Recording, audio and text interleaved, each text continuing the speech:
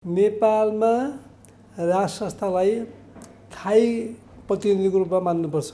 दलको पपुलारिटी घट्यो, राज संस्थाको पपुलारिटी बढ्यो। यो दरबार हत्याकाण्ड गराउनमा विदेशीको ठुलो चलखेल छ। राज संस्थाको अझै पनि अपरिहार्यता छ भन्ने उहाँले कुरा बुझ्नुभएको छ। जुन जुन देशमा राजा छन् नि त्यो ठाउँमा त जन्म सक्नुहुन्न। राजा जसरीलाई विस्थापित गरियो त्यसरी नै राजालाई स्थापित गर्नुपर्छ। आफैले सञ्चालन गरेको सत्तामा यी सुरक्षित रहे त त्यो ठाउँमा राजा रहेको भए यिनीहरू सुरक्षित हुन्थे। नमस्कार, हार्दिक स्वागत गर्न चाहन्छु यहाँलाई। धन्यवाद हरिजी। विषयवस्तुको सुरुवात चाहिँ अब यहाँले त राष्ट्र निर्माता पृथ्वीनारायण शाह को लोगो यहाँको जहिले पनि वस्त्रमा लगाइराख्नुहुन्छ, यहाँको कोटमा पनि हामी देख्न सक्छौँ र पृथ्वी विचारलाई देशव्यापी बनाउनुपर्छ, नेपाल राष्ट्र अनुकूल भनेर उठाउँदै पनि आउनुभएको हो। अहिले अब त्यही पृथ्वीनारायण शाहका सन्तान राजा पूर्व राजा ज्ञानेन्द्र शाह सत्ताच्युत भएको यति वर्ष पछाडि अब फेरि उहाँलाई सत्तासीन गराउनु पर्छ भन्ने हल्लाहरू आइरहेका छन्। देशमा राष्ट्रपति भइसकेको व्यक्तित्व विद्यादेवी भण्डारीले पनि देश अस्थिर भइरहेमा पार्टीहरूले कमान्ड गर्न सकेनन् भने कसै न कसैले त गर्नु पर्यो, नेपालका विभिन्न शक्ति केन्द्रमध्ये राज संस्था पनि त एउटा हो भन्ने खालको अभिव्यक्ति दिनुभयो। यो अभिव्यक्तिको सार चाहिँ के हो जस्तो लाग्छ यहाँलाई? अब मलाई के लाग्छ भने पहिलो कुरा त उहाँ एमालेको एउटा चाहिँ पूर्व उपाध्यक्ष होइन, पूर्व उपाध्यक्ष हुनुहुन्थ्यो। अब पछिल्लो क्रममा राष्ट्रपति भइसकेर आएपछि एमालेमा सक्रिय राजनीति गर्न खोज्नु भएको थियो। केपी ओलीले त्यसलाई रोके होइन। र एमाले भनेको पार्टी विद्या भण्डारीजीले बुझेको पार्टी, उहाँको श्रीमान मदन भण्डारीले प्रतिपादन गरेको चाहिँ जुन सिद्धान्त छ त्यसले के भन्छ भने नेपालमा राज संस्थालाई स्थायी प्रतिनिधिको रूपमा मान्नुपर्छ, एउटा स्थायी प्रतिनिधि अभिभावकको रूपमा मान्नुपर्छ। हामीलाई कुनै न कुनै किसिमको राष्ट्रिय अभिभावक चाहिन्छ। त्यो राष्ट्रिय अभिभावक खोज्ने क्रममा हामीले अरू खोज्ने काम छैन।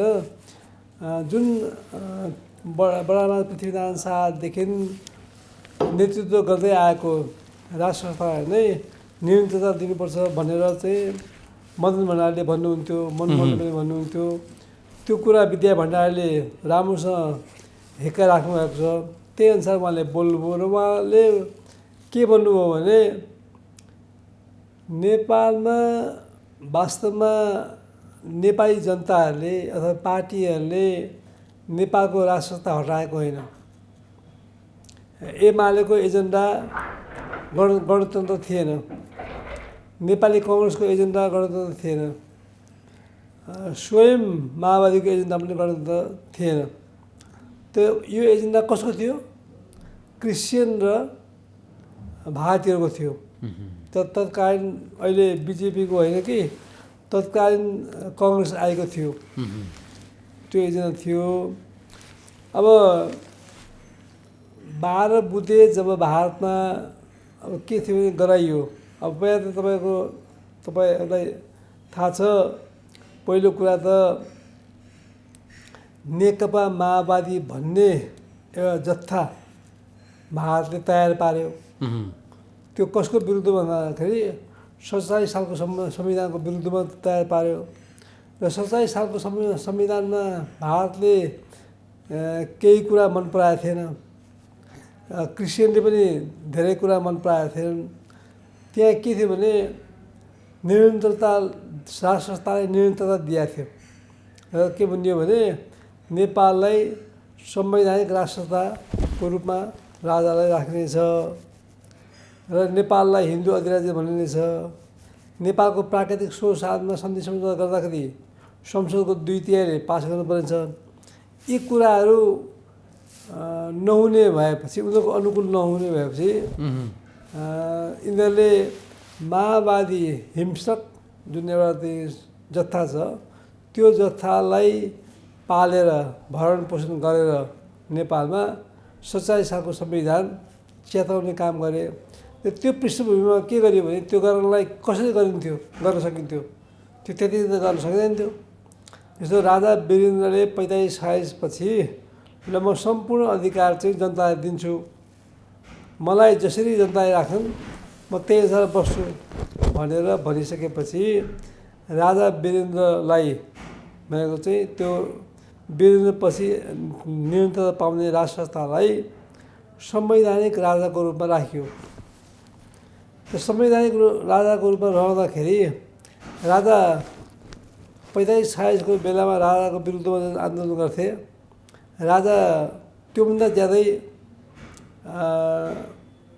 अब पपुलर होइन भइबक्यो र के भयो भने दलको पपुलारिटी घट्यो, राज संस्थाको पपुलारिटी बढ्यो।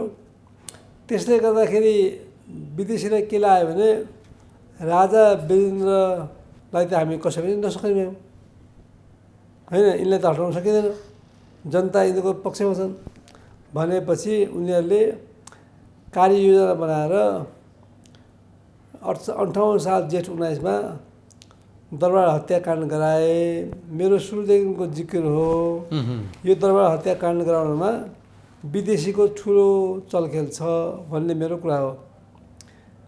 त्यसपछि मात्रै के सुरु भएको छ भने राजा वीरेन्द्रले गद्दी आरोहण गराइएको छ, त्यो पनि विदेशीकै चलखेलमा हो। गद्दी आरोहण गराइयो, गद्दी आरोहण गराइसकेपछि माओवादीलाई ठेगान लाउनुपर्छ भनेर पनि विदेशीले पनि भने। भनेको राजा ज्ञानेन्द्रको गद्दी आरोहण भए पछाडि विदेशीले पनि भने कि यो हिंसक शक्ति जुन छ माओवादी, यसलाई सिध्याउनुपर्छ, यसलाई निस्तेज गर्नुपर्छ भन्ने कुरा सबैको थियो। स्वाभाविक रूपमा चाहिँ त्यो विदेशीले पनि त्यस्तो कुरा गरे। त्यसपछि राजा ज्ञानेन्द्रले केही समय मलाई दिनुहोस्, जनताहरू दलहरू जम्मा 3 वर्षको समय दिनुहोस्, म माओवादीलाई को जुन चाहिँ हिंस्रक गतिविधि छ त्यसलाई सम्बोधन गरेर नेपालमा शान्ति बहाली गराउँछु र निर्वाचन गराएर पुनः प्रजातन्त्रलाई सुदृढ गर्नेछु भन्ने जुन बुझाइ थियो, भन्ने जुन आह्वान थियो, त्यही अनुसार चाहिँ सत्ता लिइबक्स्यो र माओवादी नटिक्ने भयो। माओवादीले सेनाबाट चाहिँ आजित भयो। माओवादी सिद्धिने अवस्थामा पुगेपछि भारतले उठाएको माओवादी अब भारतले बोक्न नसक्ने भयो। बोक्न नसक्ने भइसकेपछि अब के गर्नु त, उसको जुन दुराशय छ त्यो त पुरा नहुने भयो माओवादी मार्फत। भनेपछि यिनीहरूले चलाखीपूर्ण काम के गरे भने दल र माओवादीलाई मिलाइदिए र राजालाई एक्ल्याए। त्यसरी राजालाई जनताले होइन, विदेशीको चलखेलमा, विदेशीको निर्देशनमा, विदेशीको दबाबमा दलहरूले राजालाई पाखा लगाएका हुन्। जनता राज संस्थाप्रति अझै पनि जनताको ठुलो चाहना छ। त्यसैले विद्या भण्डारीले त्यो कुरा गर्नु स्वाभाविक हो कि उहाँलाई थाहा छ, उहाँ त राष्ट्रपति भएको मान्छे होइन, उहाँलाई थाहा छ कि नेपालमा राज संस्थाको अझै पनि अपरिहार्यता छ भन्ने उहाँले कुरा बुझ्नुभएको छ। उहाँ राष्ट्रपति हुँदा पनि पृथ्वीनारायण शाहको शालिगमा माल्यार्पण गर्न आउनु भएको छ। त्यसले गर्दा के भन्छ भने म एमाले पार्टी स्वयं, उहाँ भएको पार्टी स्वयंले संवैधानिक राजा मानेको हो, कङ्ग्रेसले पनि संवैधानिक राजा मानेको हो, माओवादीले पनि गणतन्त्रको कुरा गरेको थिएन होइन। माओवादी त के थियो भने संसदको विरुद्ध, तत्कालीन संसदको विरुद्ध गयो नि त। तत्कालीन संसद भनेको खसीको टाउको देखाएर कुकुरको मासु बेच्ने थलो रहेछ भनेर विरोध गरेर नि, राजाको विरोध गरेर नि। त्यही कारण हामीले त्यो बुझ्नुपर्छ। त्यसैले अब अहिले परिस्थिति के छ भने राष्ट्रिय अन्तर्राष्ट्रिय परिस्थिति के छ भने विद्या भण्डारीले पनि त्यो बुझ्नु भएको छ कि राज संस्था दलहरूको अकर्मण्यताका कारण दलहरूले त सम्हाल्न सक्ने थिएन, सबैलाई थाहा थियो, जनतालाई पनि थाहा छ। अब सम्हाल्न नसक्ने जुन अवस्था देखिया छ, त्यसले गर्दाखेरि राष्ट्र संस्था पुनर्बहाली हुने कुरा त एकदमै टड्कालो देखिन्छ। जस्तो अब राज संस्था पुनर्बहाली हुनका लागि अघि यहाँले भन्नुभयो, केही सङ्केत गर्नुभयो कि दक्षिणतिरबाट चाहिँ महत्त्वपूर्ण भूमिका छ। राजाले एक्ल्याउने कुरा होस्, दलहरूलाई मिलाइदिने कुरा होस्, जे होस् विदेशी शक्तिहरूले खेले। अब यसमा जसले खेलो उसैले फेरि खेल्दिन पर्ने अथवा ल्याइदिन पर्ने, पुनस्थापना हुनपर्ने उसैले खेल्दिन पर्ने परिस्थिति होला।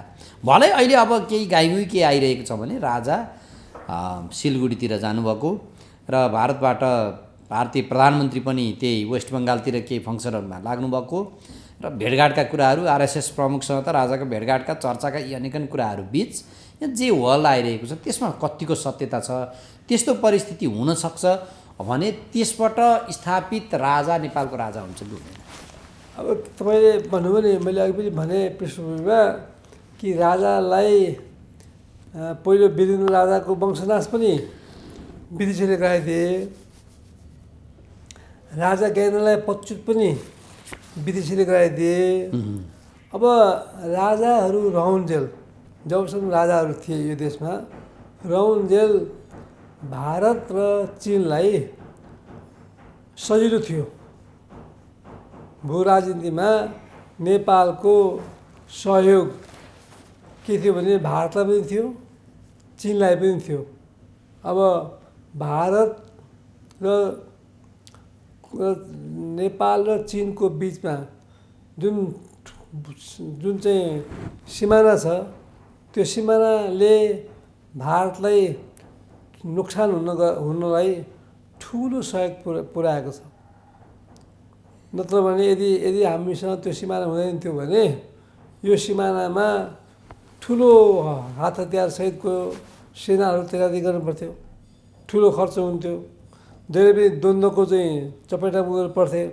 त्यही कारण नेपालले भौगोलिक हिसाबले चीन र भारतलाई सामरिक हिसाबले ठुलो सहयोग पुर्याएको छ। र अब चीन चाहिँ धेरै अगाडिदेखि हाम्रो मित्र शक्ति हो र उनीहरूको मित्रता राष्ट्र संस्थासँग थियो, गाढा मित्रता थियो राष्ट्र संस्थासँग। यो भारतको पनि मित्रता राजाहरूसँगै थियो।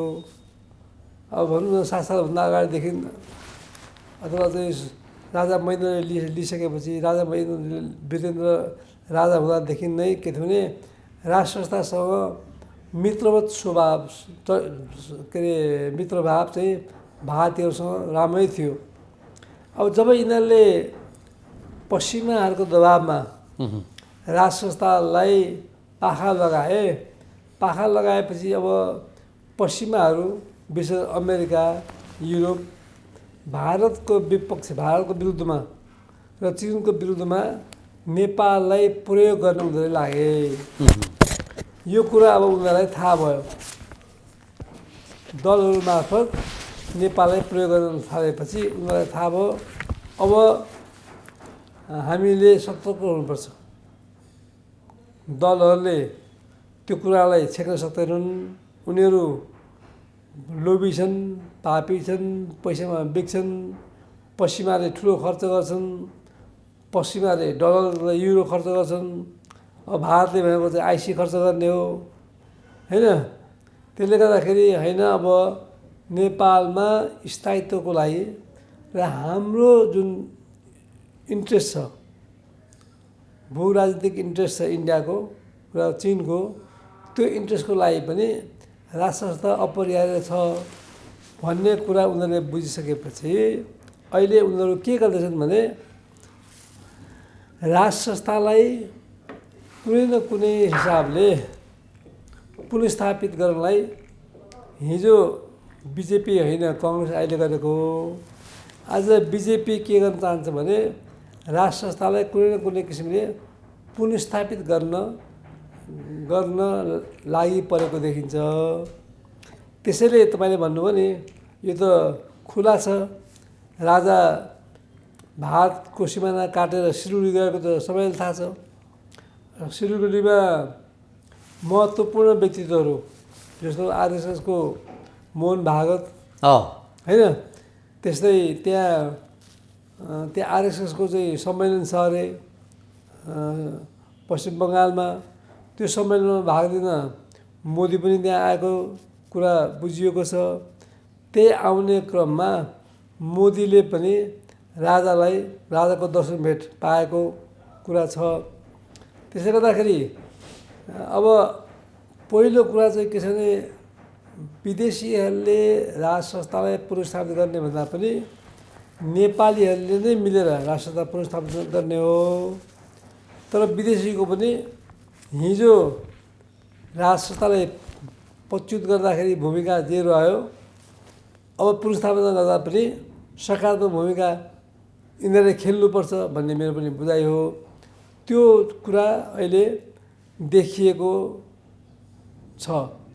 त्यसैले म भन्छु कि चाँडै नै राजा ज्ञानेन्द्रको पुनर्स्थापना, राज संस्थाको पुनर्स्थापना हुने सम्भावना धेरै नजिक छ। अब यहाँ त कतिपय त्यति बेला पनि बेबी किङका अवधारणाहरू अगाडि आएका थिए। अब पारसले त म राजा हुन्न भनिदिई नै सकेको परिस्थिति पनि छ। राजा ज्ञानेन्द्र पनि एक खालको अब उमेर समूहको हिसाबले पनि धेरै माथि पुगिसक्नु भएको। कथम कदाचित राज संस्था पुनर्स्थापना हुने भयो भने पनि अब अहिले यहाँ सरकारै जेएनजीको, चुनावै जेएनजीको, जस उमेर समूहलाई लिएर कत्रो विवादहरू भइरहेछ भने त्यति बेला चाहिँ राजा भइहालेमा ज्ञानेन्द्र हुने कि हृदयेन्द्र हुने? अब के हुन्छ भने राजा पच्युत कसलाई गरियो भने राजा ज्ञानेन्द्रलाई गरियो। अब यो के छ भने धेरै अगाडिदेखि न 45-46 को जनआन्दोलनको समयमा पनि त्यो आन्दोलन गराइदिएको पनि भारतले हो होइन। त्यति बेला प्रजातन्त्रको पुनर्बहालीको लागि आन्दोलन गराइदिएको भारतले हो। भारतले त्यहाँ चाहिँ ठुलो आर्थिक सहयोग गर्यो, अब नाकाबन्दी लगाएर सहयोग गर्यो, अरू सहयोग गर्यो होइन। उसका मिडियालाई लगायो, प्रचारमा सहयोग गर्यो। त्यसले गर्दाखेरि त्यति बेला पनि के कुरा आएको थियो भने राजा वीरेन्द्रलाई भारतले 3टा प्रस्ताव राखेको थियो। त्यो प्रस्ताव यदि भारत राजालाई स्वीकार्य छ भने हामी जुग जुगको लागि राज संस्थालाई, नेपालको राज संस्थालाई कायम राखिरहनेछौँ भन्ने खालको प्रस्ताव आएको थियो। के 3टा प्रस्ताव हुन्थ्यो? त्यो 3टा प्रस्तावमा के थियो? राजाले 3टा अधिकार भारतलाई दिनु पर्यो। पहिलो कुरा प्राकृतिक स्रोत साधनमा भारतलाई सम्पूर्ण अधिकार दिनु पर्यो। दोस्रो कुरा रक्षा, जुन चाहिँ नेपालको रक्षा, त्यो रक्षा भारतले हेर्ने होइन, रक्षाको भारतले जिम्मेवारी दिने। त्यस्तै परराष्ट्र नीति पनि भारतले जिम्मा दिने। यी 3टा कुरा उसले मागेपछि त्यो 3टा कुरा नेपालको राजालाई पठाएपछि राजाले के हुकुम भयो भने म विदेशीले खटाएको राजा हुनुभन्दा म सम्पूर्ण अधिकार नेपाली जनतालाई दिन्छु। नेपाली जनताले मलाई कसरी राख्छन् त्यही अनुसार म बस्छु भनेर बहुदलीय रातारात बहुदलीय व्यवस्था घोषणा गरेको हो। त्यस्तो एउटा देशप्रेम, देशभक्ति भएको राजामाथि दलहरूले कुठाराघात गरे र त्यही कारणले राजा वीरेन्द्रलाई को वंशनाश गरियो विदेशीका सहयोगमा भन्ने मेरो भनाइ छ। अब त्यो त दरबार हत्याकाण्डको 2058 जेठ 19 को त्यति बेलाको परिस्थिति। त्यस पछाडि पनि कैयन घटनाक्रमहरू भइसकेको परिस्थिति छ। अब आजको दिनमा चाहिँ जेएनजीवालाहरू आन्दोलनमा उत्रेका छन्, सर्वपक्षीय सम्मेलनको माग गरेका छन्। त्यो सर्वपक्षीय सम्मेलनभित्र राजाको स्पेस छ कि छैन, छ भने कुन रूपमा रहने? अब सर्वपक्षीय भन्नु चाहिँ के हो भने सबै शक्तिलाई एकै ठाउँमा राखेर निकास खोज्ने हो, राजनीतिक निकास खोज्ने हो। अब राजनीतिक निकास जसरी तपाईँहरूले हेर्नुभयो 62-63मा गिरिजाप्रसाद कोइरालाले होइन, राजा त राजा थिए, संसद पुनर्स्थापना भएपछि माओवादीका गुरिल्लाहरूलाई 83 सांसद सिट दिएर निकास निकाल्यो नि। अब सर्वपक्षीय भनेको चाहिँ त्यसरी नै जेएनजीहरूलाई पनि त्यही अनुसारको भूमिका संसदमा दिने भन्न खोजेको होला। त्यस्तै किसिमले राज संस्थालाई पनि त्यो भूमिका दिनुपर्छ। त्यसले गर्दाखेरि सर्वपक्षीय भनेको चाहिँ राज संस्था सहितको जेएनजी राज संस्था दल सहितको सर्वपक्षीय सम्मेलन गरेर निकास निकाल्ने कुरा हो सर्वपक्षीय भनेको चाहिँ। अब त्यसमा राजालाई राख्न चाहने मोडलमा पनि विभिन्न खालका विवादहरू छन्। एक थरी सक्रिय खालको राज संस्था चाहिन्छ भन्छन्, अर्को थरी राजा नै आउने भइसके पछाडि त यी राजनीतिक दलहरूको काम छैन, हिजोको पूर्ववत रूपमा जुन अवस्था थियो त्यही अवस्थाको हुनुपर्छ भन्छन्। अर्को थरी होइन, संवैधानिक दायराभित्र राजा रहनुपर्छ भन्छन्। फेरि अर्को थरी के भन्छन्, होइन त्यो धार्मिक र सांस्कृतिक अधिकार मात्र पो दिनुपर्छ त राजालाई, यी खालका तर्कहरू गर्छन्। अब संवैधानिक दायराभित्र रहने राजाको भूमिका के? लाचार रूपमा गएर ड्याम स्ट्याम्प हान्ने बाहेक केही पनि रहँदैन। सक्रिय रूपमा पो राजा हो त भन्ने दुर्गा प्रसाईहरूको पनि तर्क छ। यो विवाद बीच जे असरल्ल अवस्था छ यसलाई चाहिँ कसरी हेर्ने? कस्तो खालको राजा माग्ने? अब यो के छ भने वास्तवमा धेरै प्रकारका कुराहरू तपाईँले जुन कुरा गर्नुभयो, अब वास्तवमा नेपालको राजा वीरेन्द्रले जुन अधिकार जनतालाई दिइबक्स्यो, जनताका चाहिँ प्रतिनिधिहरूलाई दिइबक्स्यो, अहिले आएर त्यो गलत देखियो। त्यति बेला उदार हिसाबले दिएको हो, तर दलका नेताहरूले त्यसलाई दुरुपयोग गरे होइन। राजाको भूमिका केही पनि रहेन, राजा त रबर स्टाम्प मात्रै। त्यसले गर्दा अहिले चाहिँ के कुरा जनतामा आएछ भने राजासँग अधिकार हुनु पर्यो। म चाहिँ के भन्छु भने अब सक्रिय राजाको कुरा गर्दाखेरि अब अहिले विश्वमै त्यो कुरा अलिकति गाह्रो छ। विश्वले नै के छ भने चीन बाहेक, उत्तर कोरिया बाहेक अन्य देशमा प्रजातन्त्रको कुरा गरिरहेको हुन्छ होइन। त्यसले गर्दा नेपालमा एउटा परिवर्तन आइसकेको छ, प्रजातन्त्र बहाली भइसकेको छ, राजनीतिक दलहरू खुलिसकेका छन्। यिनीहरूलाई प्रतिबन्ध लगाउन त्यति सजिलो छैन होइन। त्यसले गर्दाखेरि राजा चाहिँ कस्तो चाहिँ हुनु पऱ्यो भने केही न केही अङ्कुश भएको राजा जस्तो दल। राजाले अङ्कुश लाउने कि राजालाई नै अङ्कुश लाउने? राजाले अङ्कुश लाउने। जस्तो अब राष्ट्रघात गरे दलहरूले गर्ने परिस्थिति भयो भने त्यस्तो बेलामा राजाले अङ्कुश लाउन सक्ने प्रावधानसहितको राजा भएको खण्डमा राम्रो हो। अब राम्रो त के हुन्छ भन्दा तपाईँको राजा सक्रिय भएर अगाडि बढ्दाखेरि राम्रो। राजालाई इच्छा छ भने त चुनाव लडेर आए भइगयो नि, सक्रिय हुन मन छ भने भन्छन् नि फेरि राजनीतिक दलहरू। अब राज संस्था भनेको निर्वाचनबाट आउने संस्था होइन होइन। हाम्रो राज संस्था के हो भन्दाखेरि नेपाल निर्माणमा बडामा दयाल पृथ्वीनारायण शाहको जुन भूमिका रह्यो त्यो भूमिकाको आधारमा हामीले राज संस्थाका प्रतिनिधिहरूलाई राजाका रूपमा मान्यता दिँदै आएका हौँ। त्यहाँदेखि त्यो जुन एउटा भूमिका छ पृथ्वीनारायण शाहदेखि त्यो भूमिकामा राष्ट्र संस्था रहनुपर्छ। मैले चाहिँ के भन्छु भने अब कुनै कुरामा जस्तो दलहरूलाई डर होस् क्या।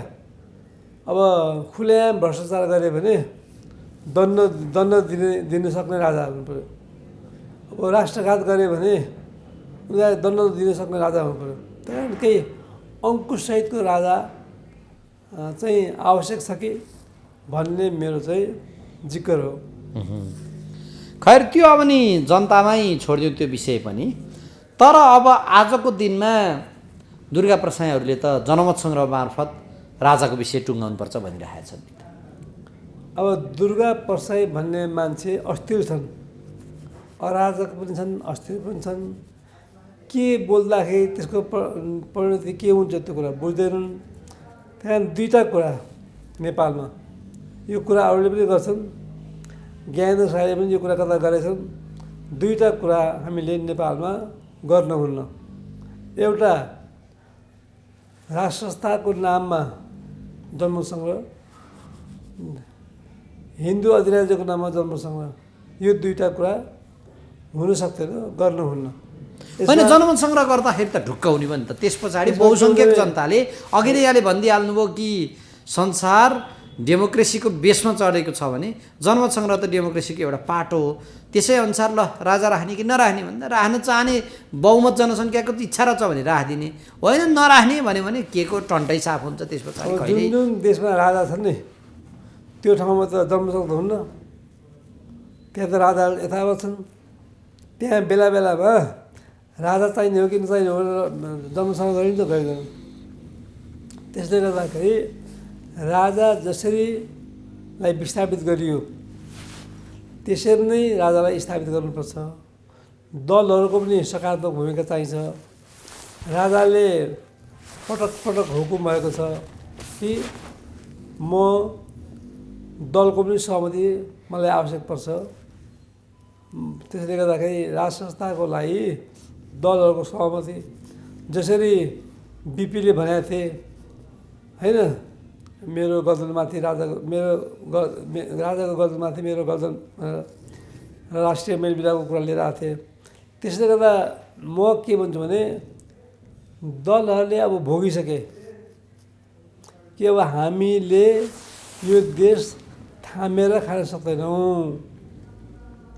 यो देश निर्माण गर्ने पृथ्वीनारायण शाहको सन्ततिको आवश्यकता अहिले पनि खड्किएको छ। त्यसले गर्दाखेरि म पटक पटक भन्छु, दलहरूलाई म आग्रह गर्छु, कुनै किसिमको आग्रह पूर्वाग्रह नराखिकन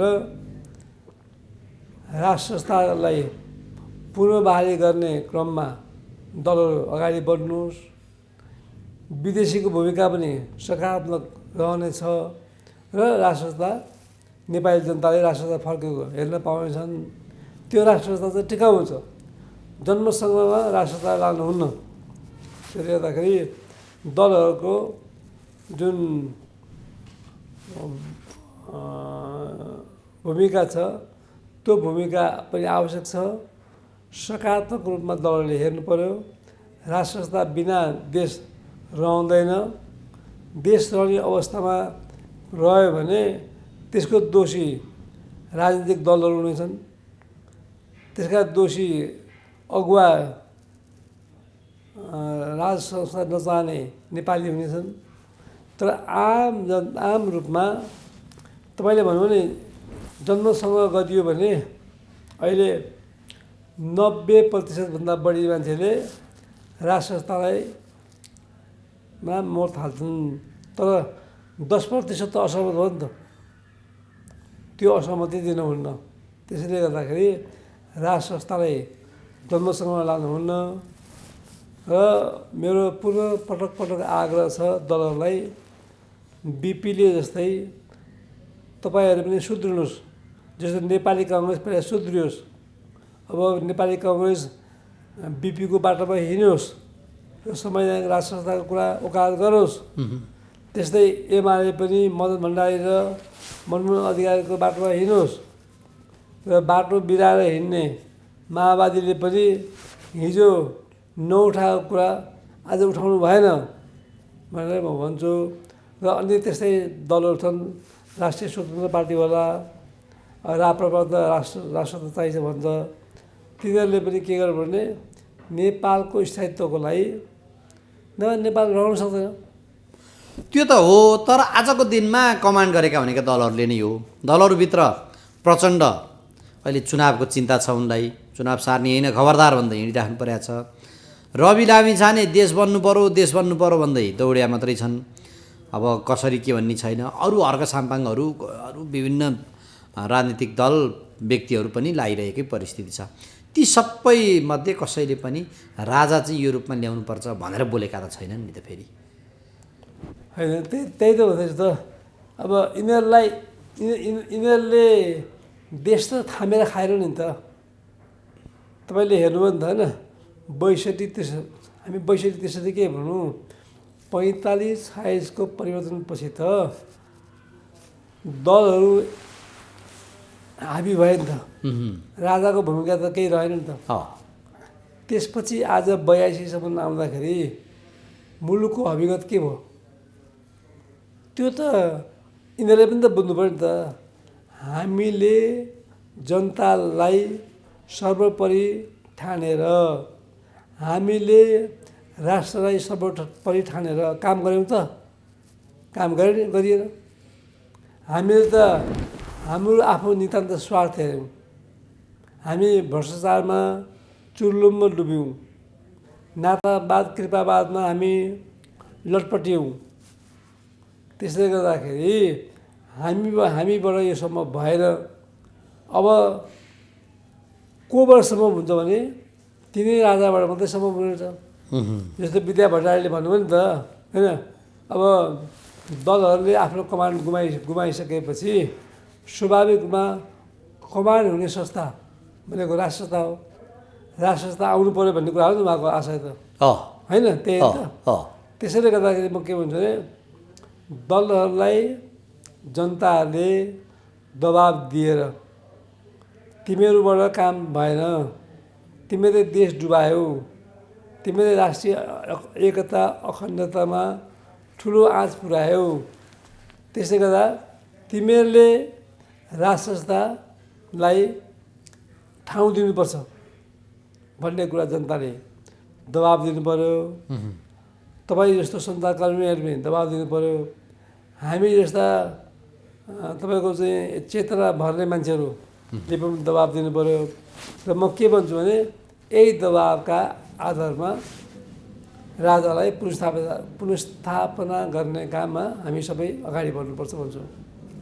त्यसो भए आजको दिनमा यो राजनीतिक रूपमा जे तरल परिस्थिति छ, यो दिनमा राज संस्थाको ठुलो आवश्यकता महसुस भएको हो। अहिले तपाईँको अहिले हेर्नुहोस् न, दलहरू खै त यिनीहरूले भए भने त कङ्ग्रेस र एमाले 2/3 हामीसँग मत छ, हामीभन्दा ठुलो दल कोही छैन, यो देशमा हामीले जे भन्यो त्यही हुन्छ भन्थे नि त। त्यही भन्थे नि त, हाम्रो विकल्प छैन भन्थे नि त। अनि उनीहरूको भनाइ छ, केपी ओलीको भनाइ भाषामा तपाईँको के भन्छ, अब यी फुचाफुचीले हाइया हुइया गरेर अब गरे त होइन, सत्ता पच्युत गरिदिए, हेलिकप्टर चढेर भाग्नु पऱ्यो। नभए उनले भन्थे 5 मिनट ढिलो भएको म मानिन्थेँ भन्थे। अब के अरे शेरबहादुर देउपा र आजु देउपाको त्यो हालत भयो, अरू मन्त्रीहरूको चाहिँ त्यो हालत भयो, उनीहरूका घर जले, लट्टीपट्टि सबै गयो, सुकुम्बासी भए। भनेपछि यिनीहरूले आफैले सञ्चालन गरेको सत्तामा यी सुरक्षित रहे त।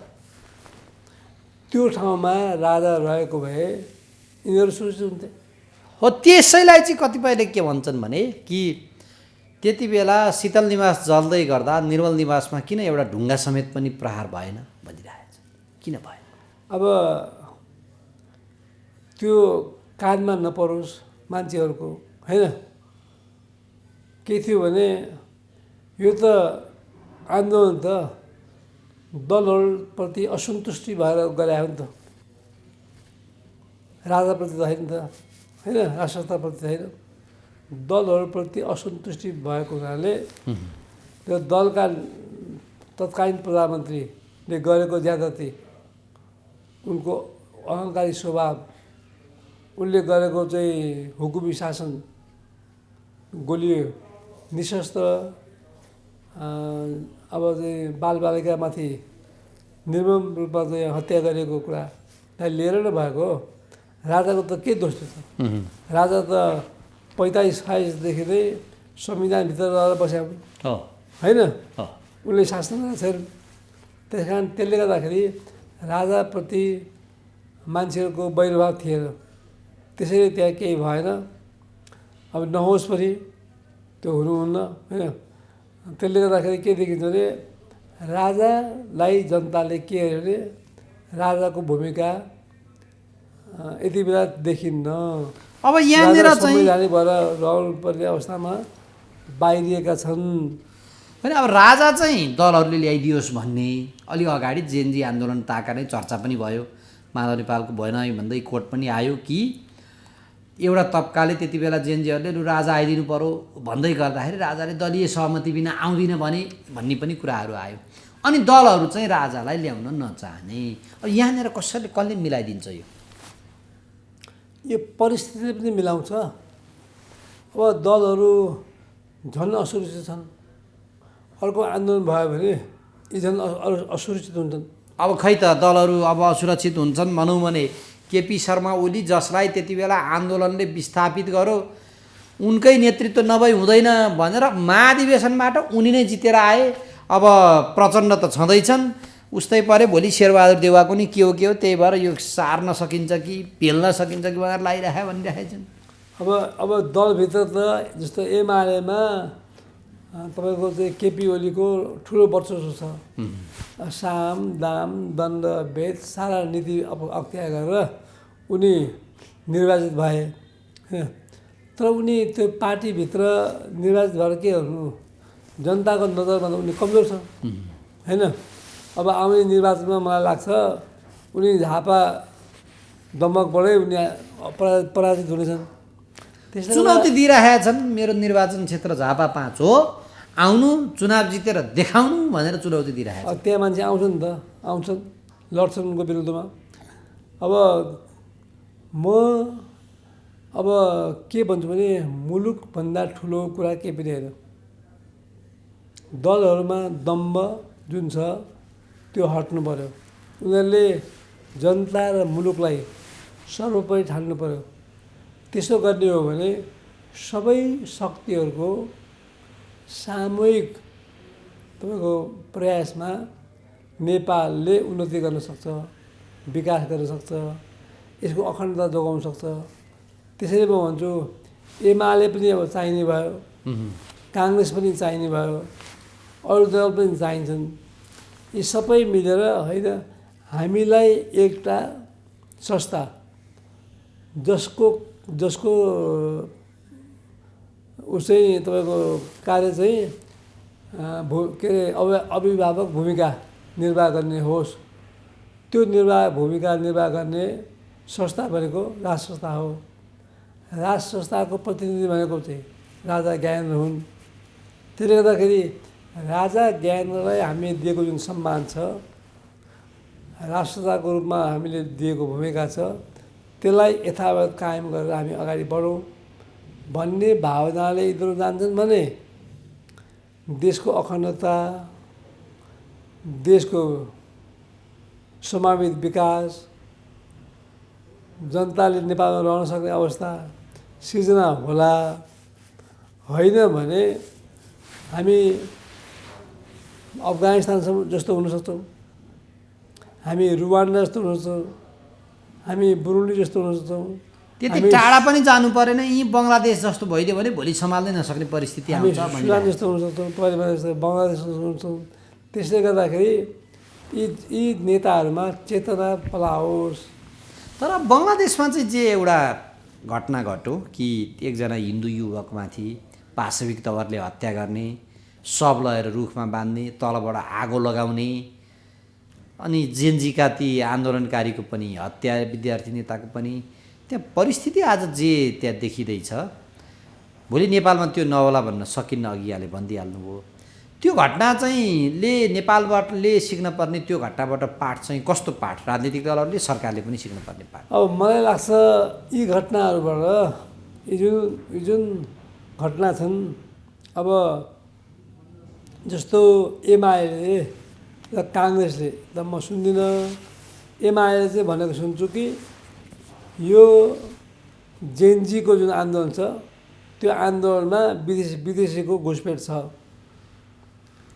यदि त्यसो हो भने हामी मिल्यौँ भने त विदेशी घुसपेट त कम हुन्छ।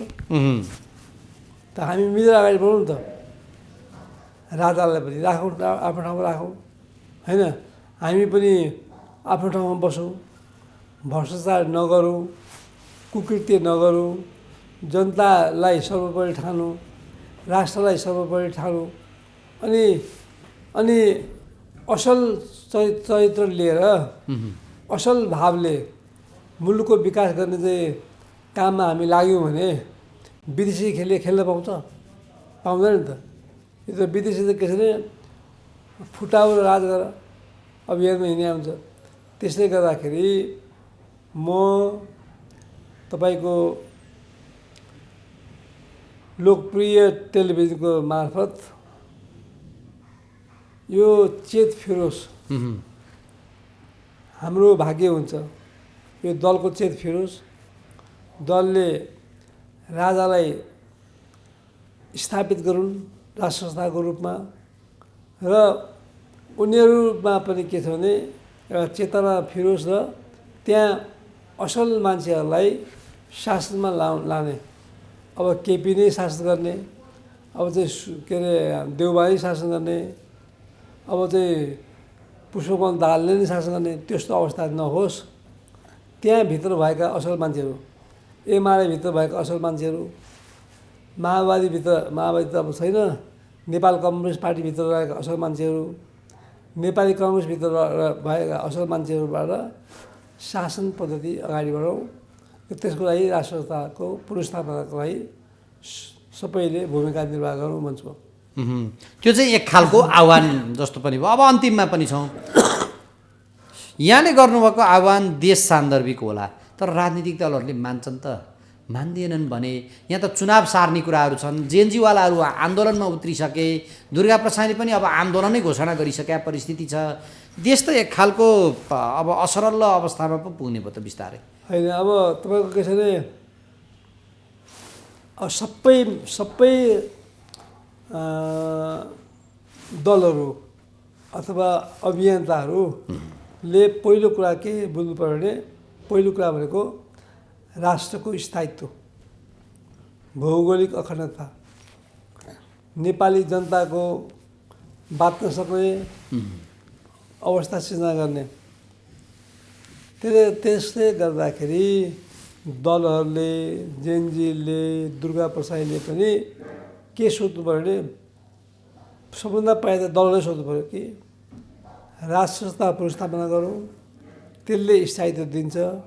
एउटा अभिभावक हामी नेपालीले पाउँछौँ, हामी नेपालीहरू अहिले टुक्रो छौँ, हामीलाई हाम्रो अभिभावक चाहिएछ।